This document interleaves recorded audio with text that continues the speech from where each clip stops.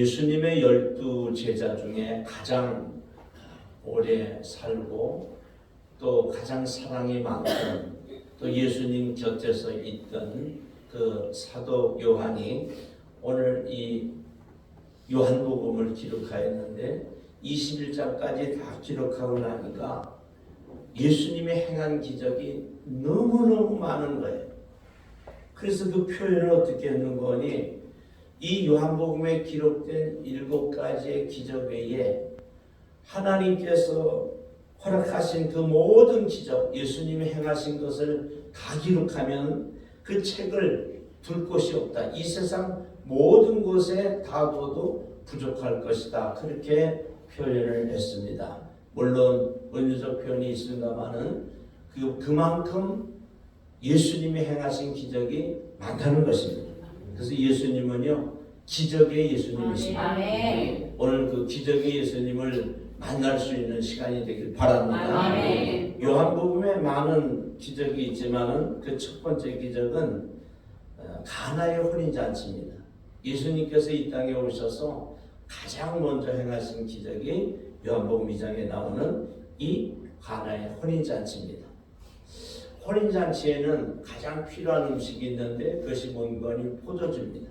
유대 나라에서는 이 잔치집에 포도주가 떨어지면 너무너무 이것은 낭패를 가져오는 것입니다. 그런데 이 포도주가 떨어지게 되었다는 것, 여러 가지 뜻이 있지만 우리 인생에 가장 중요한 것을 잃어버리고 또 내 인생에 가장 중요한 것이 부족할 때가 많습니다.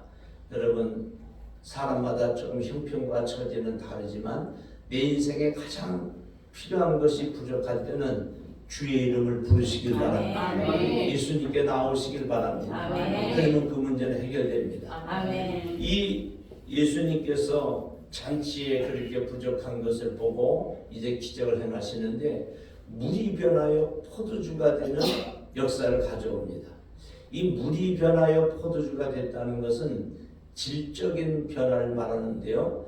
예수님을 만나면 사람의 질이 바뀌어져요. 아멘. 삶의 질이 바뀌어져요. 아멘. 완전히 변화되는 아멘. 이 변화를 헬라어로는 메타포포시스라 그러는데 그것이 뭔 거니? 애벌레가 변하여 나비가 되는 걸 말합니다. 아름다운 나비가 그렇게 됐는데 그 나비를 보고 애벌레를 여러분 상상이나 할 수 있을까요? 또 애벌레를 보면서 그 아름다운 각색, 형형색색의 아름다운 모습의 나비를 우리가 어떻게 그것을 상상할 수 있겠어요? 그래서 예수님을 만나면 삶의 질이 완전히 바뀝니다. 아멘. 인생관이 바뀌고 아멘. 가치관이 바뀌고 아멘. 오늘 그 예수님을 만날 수 있기를 바랍니다. 아멘. 예수님 만나면 이런 삶이 바꿔지고 또한 가치관이 바꿔지는 아주 문제가 해결되는 그런 내용이 성경에 많이 나와 있는데요. 출애굽기 15장에는 이스라엘 백성들이 그 수르 광야로 들어가면서 먹을 물이 떨어진 거예요. 그런데 물을 찾았는데 그것이 마가의 쓴 물인데 물이 너무 써서 독이 있어서 마실 수가 없는 거예요. 그때 하나님께서 모세를 통해서 명령하십니다. 나뭇가지 하나를 들어서 꺾어서 그곳에 던지라. 그러면 단물이 될 것이다. 모세가 순종해서 나뭇가지 하나를 꺾어서 물에 던지니까 쓴 물이 변하여 단물이 됐습니다. 아멘. 우리가 먹을 수 있는 물이 됐다는 거예요. 유대 민족들을 그 갈증을 해결할 수 있는 물이 된 것입니다. 아멘. 이 나뭇가지는 바로 십자가를 말하는데 우리가 인생에 힘들고 어려운 문제가 있을 때 예수님을 만나고 십자가를 통과하게 되면 쓰디쓴 나라의 인생 같은 인생이 예수님을 만남으로 이런 정말 사람이 먹을 수 있는 단물로 바뀌는 역사를 체험할 수 있습니다. 아멘. 여러분 그 예수님을 만날 수 있길 바랍니다. 아멘. 성경에 예수님을 만난 사람들이 많이 있는데 그 중에 대표적인 인물이 사도 바울이죠. 이 사도 바울은요 예수님을 만나기 전에 사울이라고 하는 이름을 가졌어요. 사울은 큰 자라는 뜻이고 바울은 작은 자라는 뜻입니다. 그런데 이 사울이 어떤 일을 하는 거니 율법을 받아서 공문을 받아서 예수 믿는 사람을 잡아다가 옥에 가두고 또 죽이는 이런 일을 했어요. 근데 다마스커스 언덕에서 그때도 예수 믿는 사람을 잡아다가 옥에 가두려고 갔는데 다메스커스 언덕에서 예수님을 만나게 됩니다. 사울아 사울아 주여 누구시니까? 나는 네가 핍박하는 예수니라. 그래 말씀하세요. 그래서 여러분 예수님을 핍박한다는 건 우리가 뭐 어떤 물리적인 행동으로 예수님을 직접 하는 게 아니고 예수 믿는 사람들을 핍박하는 것이 예수님을 핍박하는 거예요. 아멘이 없으신데 아멘. 그리고 싶지는 않은 것 같아요. 그러나 성경은 그렇게 말씀하고 있습니다. 예수 믿는 사람들을 핍박하는 것이 예수님을 핍박하는 거예요. 아멘. 하나님의 말씀을 전하는 주의 종들을 핍박하는 것이 예수님을 핍박하는 거예요. 아멘. 여러분 사도 바울이 언제 예수님을 핍박하고 예수님을 괴롭힌 적이 어디 있어요? 그런데 예수님께서는 사도 바울에게 사울아 사울아 누구시니까? 나는 내가 핍박하는 예수니라 그렇게 말씀하시잖아요. 그때 다메스커스 언덕에서 예수님을 만난 이 사울이 이제는 변하여서 느니모 누이의 아나니아 선지자를 통해서 그렇게 눈을 뜨고 난 후에 이름을 바꾸게 됩니다. 사울이 변하여 바울이 됐는데 바로 핍박자였던 포행자였던 비행자였던 이방자였던 이 사울이 변해서 이제는 전도자 바울로 사도 바울로 바뀌게 된 것입니다. 네. 우리나라 기독교 역사에 평양의 김익규 목사라는 분이 있습니다. 이분은 소위 깡패였는데 아주 깡패 두목이었는데 예수님을 만난 후에 완전히 변화돼서 목사가 됐어요. 부흥사가 됐어요. 한국 기독교 역사에 부흥 역사에 빼놓을 수 없는 사람이 김익규입니다.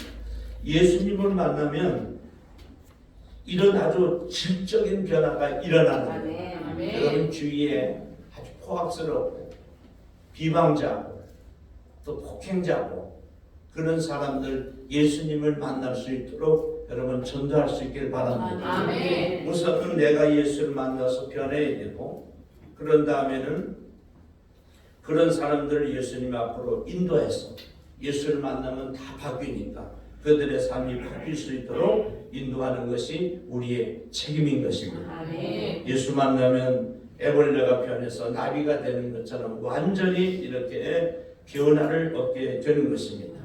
예수를 만나면 변하게 되고 또 이 가나의 혼인잔치에서 빼놓을 수 없는 것이 순종이에요. 많은 사람들이 성경을 많이 공부해요. 성경 공부도 하고 교회를 오래 다니기도 합니다. 그런데 성경 속에 있는 기적이 일어나질 않는 거예요. 내 삶에는 일어나지 않아요. 왜 그럴까요? 성경 속에 계신 하나님, 성경 속에 계신 예수님, 성경 속에 계신 성령님이 우리가 믿는 성령님과 하나님과 예수님과 다를까요? 그렇지 않아요. 어제나 오늘이나 변하지 않은 똑같으신 분인데 왜 성경 속에 있는 기적은 우리에게 나타나지 않을까요? 한국교회가 지금 여기에 걸려 있습니다. 그 이유는 간단합니다. 성경은 계속해서 하나님 말씀에 순종하라고 말씀하십니다. 아멘. 예수님의 말씀에 성령의 감동에 순종하라고 말씀하고 있습니다. 아멘. 근데 순종하지 않는 거예요. 이 가나의 혼인잔치에도 예수님께서 하인들에게 물을 떠서 가서 손님들에게 줘라 그렇게 말씀하세요.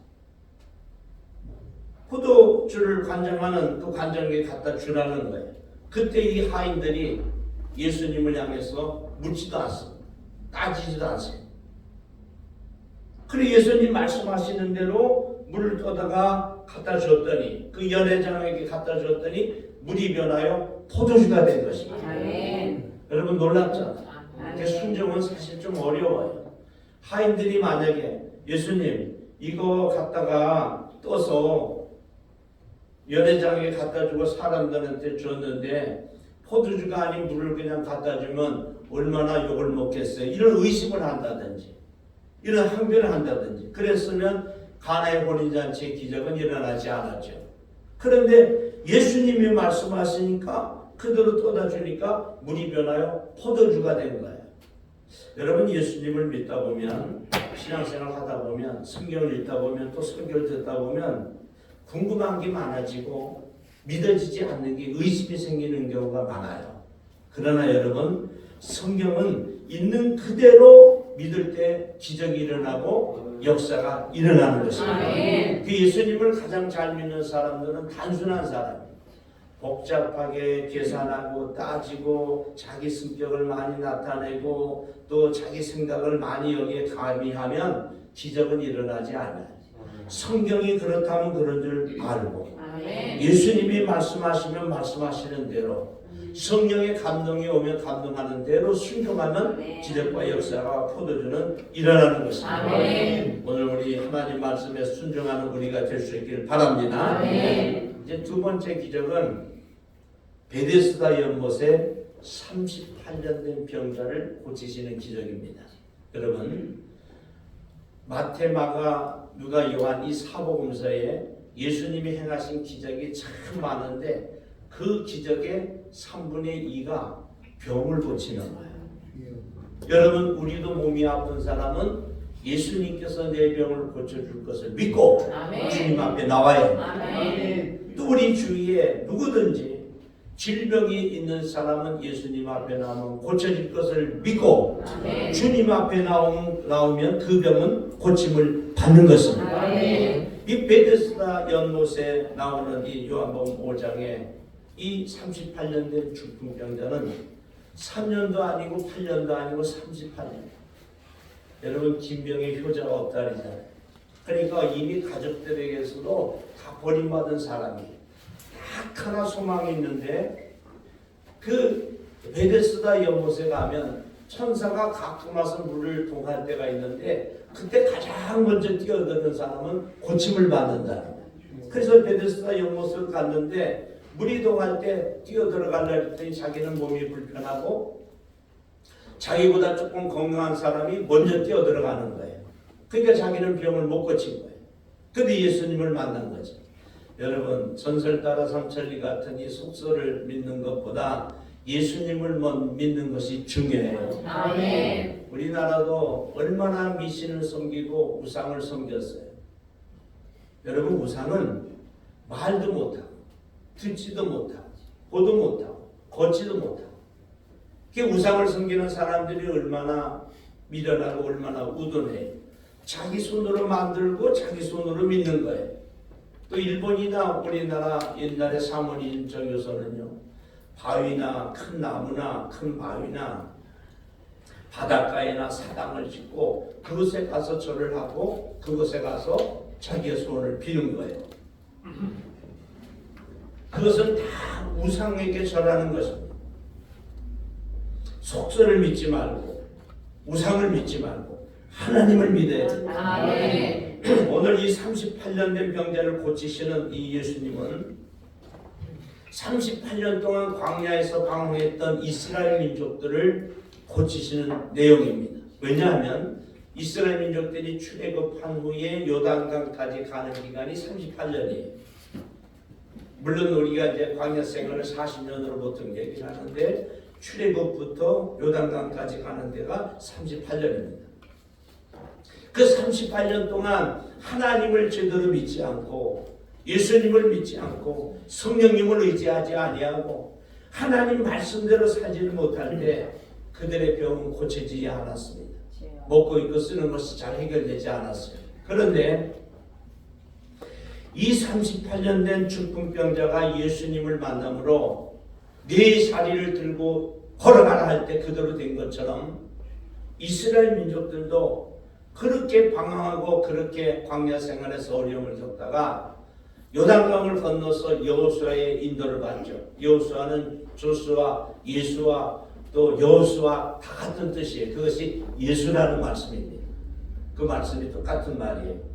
여호수아의 인도를 받아서 요단강을 건너가면서 약속하신 하나님께서 아브라함과 이삭, 야곱, 요셉에게 약속하셨던 젖과 꿀이 흐르는 가나안 땅을 들어가게 되는 것입니다. 아멘. 여러분 예수님을 따라가면 병도 고쳐져요. 아멘. 예수님을 따라가면 먹는 문제도 해결돼요. 아멘. 예수님 따라가면 물질의 문제도 다 해결돼요. 아멘. 예수님 따라가면 기도하면 모든 것이 다 해결되는 것입니다. 아멘. 그것이 베데스다 연못에 38년 된 병자를 고쳐주신 예수님의 기적이에요. 아멘. 여러분 지금 어떤 어려움을 겪고 계세요? 때로는 질병으로, 때로는 물질로, 때로는 자녀들로, 때로는 우리 인생에, 크게는 우리 이민족의 여러 가지, 세계적으로도 정말 힘든 일이 많이 있잖아요. 우리 원사님 기도해 주듯이 기근, 먹고 사는 문제가 해결된 나라가 3분의 1밖에 안 돼요. 우리나라는 얼마나 감사해요. 우리나라도 이만큼 먹고 있고 쓴 것이 풍성한 것도 이제 한국 기독교 역사가 140년인데 그 청교도 신앙이 들어와서 예수님을 열심히 믿고 교회를 짓고 하나님 앞에 마음과 정성과 예물을 드리면서 복음을 전하고 선교하고 구제하는 가운데 하나님께서 우리 민족을 크게 부하게 하셨어요. 아멘. 원조 받던 나라가 원조를 해주고 아멘. 이제 전 세계의 구제와 선교를 감당하는 세계 10위 경제국으로 또 조금 더 확장하면은 높이면 10대 안으로 들어가는 이런 놀라운 기적과 역사와 표적을 하나님께서 우리에게 축복을 주신 것입니다. 아멘. 그러므로 예수님을 믿으면 주님을 만나고 십자가를 통과하면 어려운 문제가 해결된다는 거예요. 아멘. 오늘 우리 예수님을 믿읍시다. 아멘. 그리고 그분의 기적과 표적을 의지하십시오. 아멘. 그러면 기적이 일어납니다. 아멘. 예수님이 이 땅에 오셔서 세 가지 사역을 하셨는데 첫째는 가르치시고 두 번째는 전도하시고 세 번째는 병을 고치셨어요. 여러분 병이 막 낫고 그러면 어떤 사람들은 성령의 역사가 일어나고 막 그냥 기도를 뜨겁게 하고 또 그냥 병이 낫고 그러면 저 교회 이상한가 아니 이상한 교회 아닌가 그래 생각하는데 그게 아니에요. 그게 예수님이 하신 사역이에요. 아멘. 어떻게 보면 병이 안 낫는 것이 더 이상한 거예요. 맞아요. 복을 못 받는 것이 이상한 거예요. 아멘. 예수 제대로 믿고 하나님 뜻대로 살고 말씀대로 순종하고 살면 하나님께서는 성경에 있는 기적이 나의 기적인데도 아멘. 은혜를 주시는 겁니다. 아멘. 예수님께서 이 땅에 오셔서 가르치고 전도하고 그리고 병을 고쳤기 때문에 우리 교회도 그 일을 감당해야 됩니다. 아멘. 출애굽기 15장 26절에는 나는 너희를 치료하는 여호와임이라 말씀하셨고요. 아멘. 이사야서 53장 5절에는 그는 예수님을 말해요. 그가 째찌게 맞음으로 우리가 나음을 받았도다. 그랬어요. 아멘.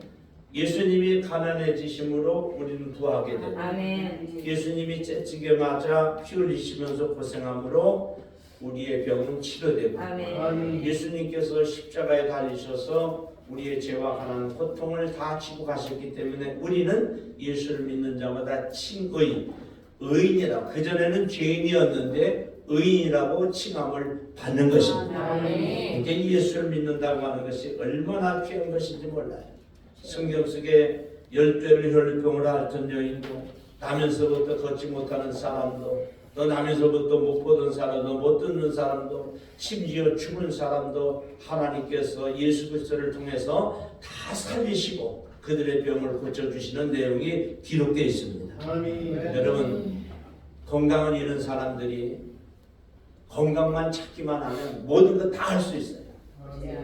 우리 삶에 조금씩은 다르지만 삶의 아주 기본적인 문제가 해결되면 나머지 일은 저절로 해결되는 거예요. 아멘. 병 있는 사람은 건강하기만 하면 무조건 무슨 일이든지 해서 살 수가 있죠.